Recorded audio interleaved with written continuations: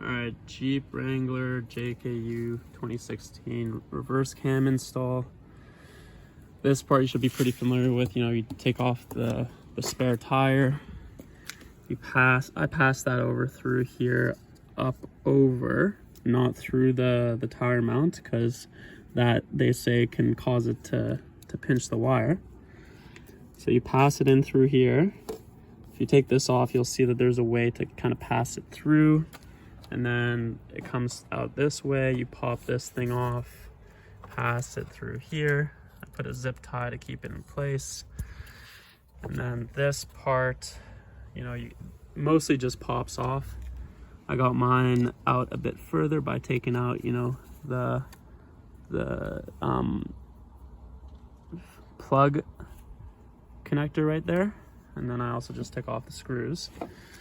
Anyway, so we pass it back around there. We got another zip tie there, and that's the connection to the wire that, you know, will eventually feed through to the front. The way it works is that you have the red wire needs to hook into the power, which, if you can see, it's the white with the gray stripe. And then the black one, that's the black one. And then you connect it to your ground, which is the black wire there. Okay, so that's how the wiring should work if you want it to be on when you're reversing.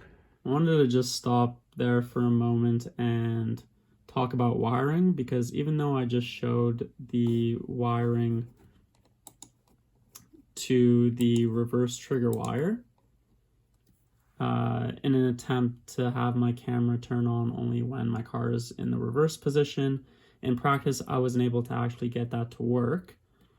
And I think it was probably because I am a noob at wiring and probably didn't have proper, didn't actually get metal on metal with those connections that I just showed you.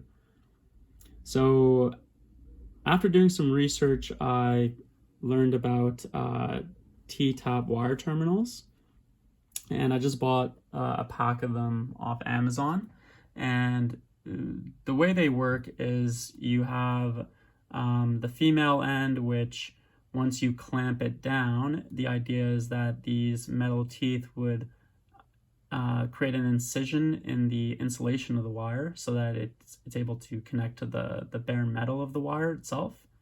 And on the other hand, which is a bit more straightforward, you would put your wire in there and clamp that down, and then you can connect the two.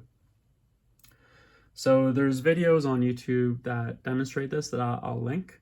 But I think what probably went wrong in my case is that when you clamp this down, it seems like in my situation, I guess, the metal didn't get down through to the wire. So it wasn't able to establish that proper metal on metal connection that we need. So something that you could do to ensure that that happens is you can just take like an X-Acto knife or something like that to just make an incision here, a little tiny one, so that you ensure that there, you know, once you put it in here, that it's metal on metal. And yeah, I would recommend honestly using proper, you know, wiring tools, as for example on the male connector, instead of using this clamp that they show here that's made specifically for this type of job, I used more something like that, which ended up, I guess, you know, I ran through a bunch of these ones as I kind of just like messed up the I wasn't able to get a proper connection there, and you know, the wire would be like loose inside of it. And yeah, so I guess just if you're able to use proper tools. But yeah, so I think that in my situation is why the reverse cam wasn't able to work when just reversing, and I just decided to do it to set it up so that it's always on, even though I guess the manufacturer itself, EWAY, said that this can potentially reduce the life of the camera. And I think it's, it obviously consumes more power, so potentially has an impact on the life of the battery. But in my situation, this has been such a saga for me, and I was just happy to get it installed.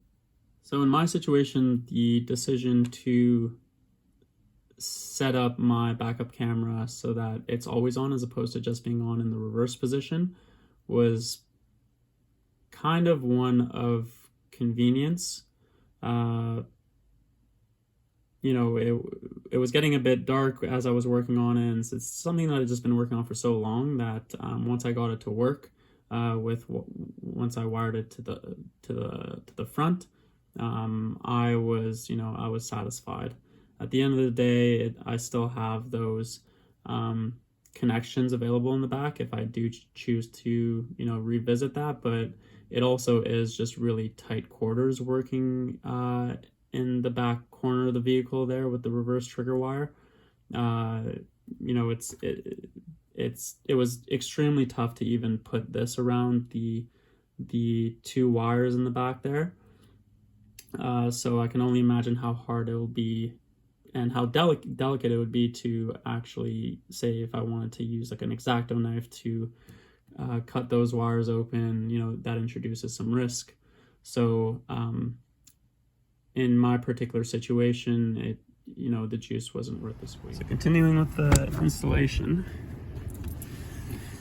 just wanted to show like this carpeting or trimming, it's pretty easy to remove so that you can access and tuck in the wire here. I'll let you pretty much figure most of that stuff out.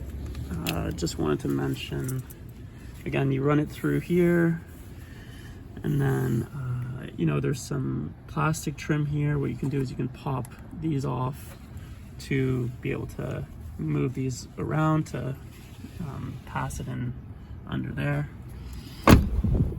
Coming to the passenger side, same situation. There's another one here where you can remove, and then you can feed the wire underneath up into the glove box here. And to remove this, basically you just push this in.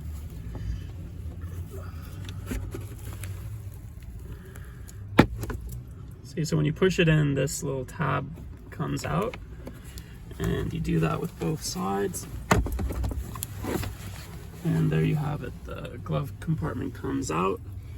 And again here, this is the wire that I fed over, and there it is there, just tucked away. And then it breaks off into two things. First part is the red and black wires, which I fed down here. The way my stereo works, it seems like it's only gonna allow for front. So what I did was I just actually didn't need this, but I set up the splice connectors to the ground, which is the black and gray of the cigarette lighter, and the power, which again I actually don't need, so I just taped it off, insulated it. So I connected the ground, and then all I got to do here is I connect the coaxial to the one that says it's for the camera. The reverse cam, we got the coaxial and the power, and that should be it. So I'm going to mount it back up, and we should be all set. So one thing I had an issue with my head unit was the microphone. When I first installed it, it was hidden back here so no one could hear me, what I did was taped it right here to this bar, and then just hid the excess cables. All right, so this is the final setup. So we got the Bluetooth here, and I tucked away over there. We got the mic. We got it set up down there, and then the cables are tucked behind it there.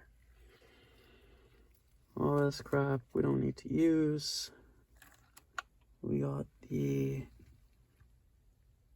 Alpine sound system, so that's what we got plugged in. We even got our wireless CarPlay. I fed it through there and drilled a hole in there. It's a good point though. Remember, put that wire in there first and then plug it in there. Okay, and we got the end result. Up here we got the USB port to enable the wired CarPlay and Android Auto. Then here we got our new head unit.